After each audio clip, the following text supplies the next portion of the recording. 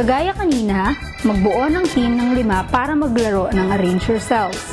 Please pause the video ngayon para maghanap ng team.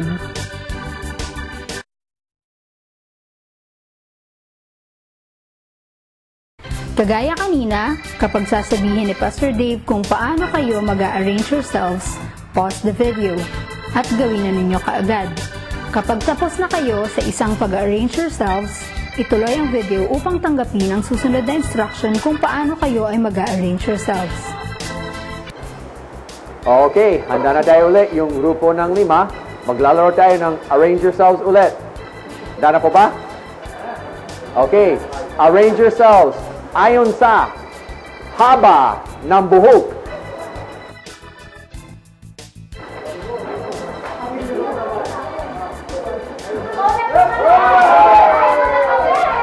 Ang panalo, sina Pastor Elmer. Okay, next. Ready. Arrange yourselves ayon sa dami ng anak nyo.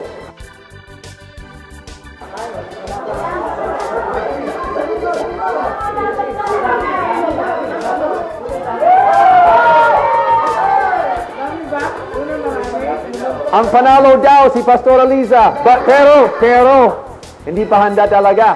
Ang tunay na panalo, sina Pastor Elmer. Okay, next. Arrange yourselves ayon sa bilang ng asawa mo.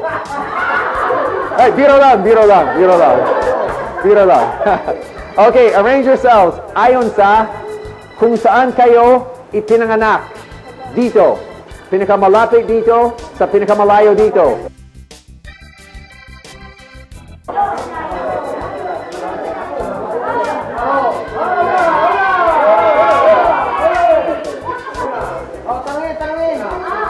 Panalo ulit, sina Pastor Elmer. Okay, ready. Arrange yourselves ayon sa inches ng baywang mo.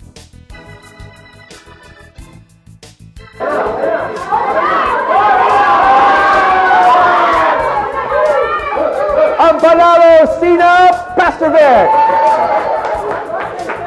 Okay, palakpakan ang inyong sarili. Pwede na makiupo.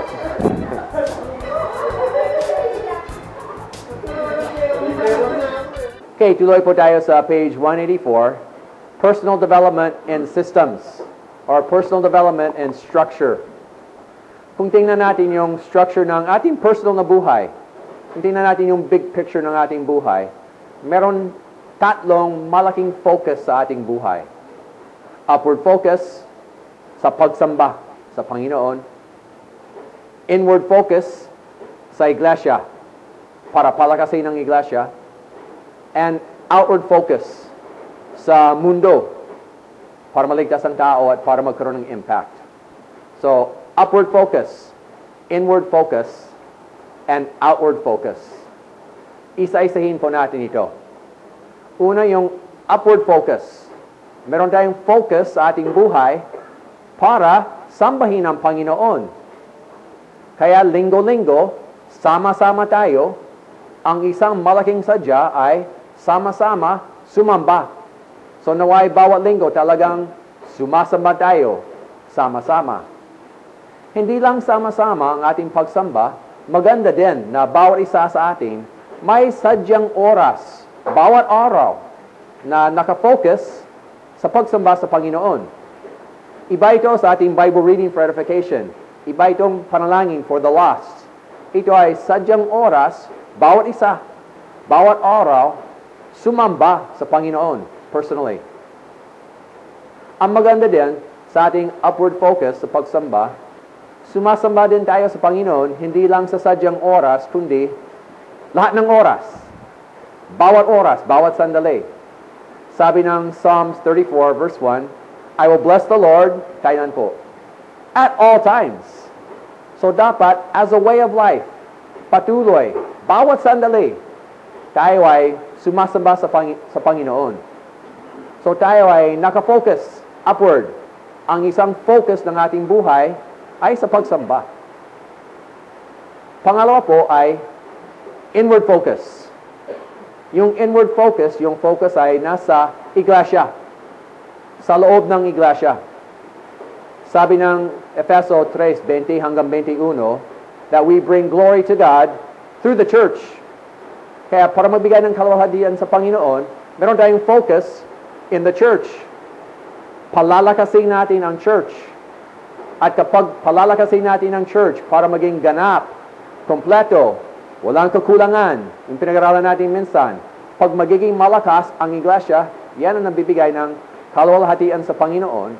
Kaya isang focus ng ating buhay, nakafocus tayo sa church para palakasin, gagawin. Kapag ganoon, kapag palalakasin ng iglesia, ang mga tao, mga miyembro, ay lalago sila, lalapit sa Panginoon, ma-edify sila. So dapat yung ating gagawin para palakasin ng iglesia, inward focus, it results in people talagang being edified. Hindi lang yung bunga ng ating gawain sa iba, kundi sa ating sarili. Sana bawat isa na edify tayo patuloy dahil sa ating involvement in the church. Nakafocus inward in the church. So yan ang isa pang focus ng ating buhay. Tayo ay nakafocus inwardly on the church. Pangatlong focus po, yung upward, inward, and outward.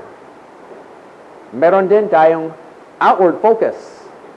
Naka-focus din tayo sa mga hindi pa nananampalataya. Yun din ang isang malaking focus ng ating buhay. At gagawin natin lahat na kaya natin gawin para maligtas. Yung sa labas, outward. So makikilala natin mga kapitbahay, kasama sa trabaho, kasama sa eskwelahan, para makapagbahagi tayo ng gospel sa kanila. Hindi lang yung kilala natin, kundi sa ating outward focus hanggang sa dulo ng daigdig. Sa ating buhay, meron din tayong focus on missions. Nakafocus ang ating buhay doon. Sa ating outward focus, hindi lang sa kaligtasan ng tao, although pinakamahalaga yan, meron din tayong focus sa pagbabago sa lipunan. Yung holistic ministry, yung impact sa society. Hindi lang tayo sa loob. Meron din tayong focus outward sa ating mundo, sa ating paligid, hanggang sa dulo ng daigdig. So yun po yung tatlong focus sa ating buhay. Upward, pagsamba. Inward, in the church. Outward, sa mundo. Dapat po, hindi lang may focus sa ganito, kundi ang ating ginagawa, because of that focus, nagiging effective talaga. Kung meron tayong upward focus sa pagsamba, hindi lang uma-attend, hindi lang ginagawa, kundi talagang nalulugdan ng Diyos. Talagang masaya ang Diyos dahil sa ating pagsamba sa Kanya, effective ang ating upward focus. Maganda ang dating sa Kanya.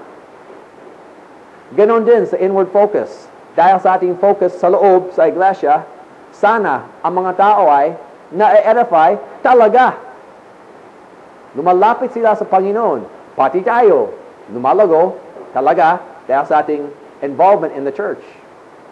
At dapat effective din sa ating outward focus.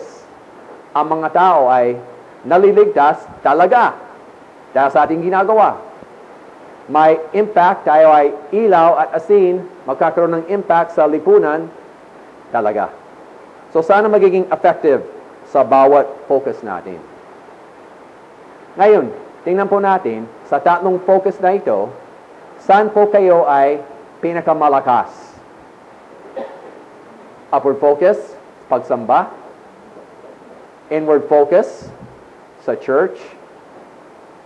Outward focus, sa mundo. Pwede po ba? Isipin muna, i-share sa inyong katabi, saan kayo pinakamalakas sa tatlong ito. Please pause the video for 2 minutes para isipin, para ibahagi sa katabi nyo.